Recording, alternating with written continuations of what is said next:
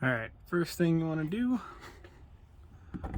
is pop. Well, actually, you know what? Funny enough, I think you could just leave that on. I don't think you actually have to take it off at all. Won't do anything. Doesn't do anything. This one, on the other hand, you do gotta remove, so you just kind of sneak in there and pry her off. And it's just 10mm bolt.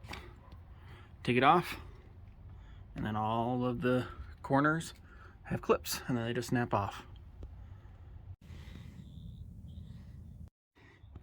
Alright, so once you got that back cover off, it looks like this. And what you want to do is you'll want to make sure it's rolled down just a little bit, and you'll find these two wires.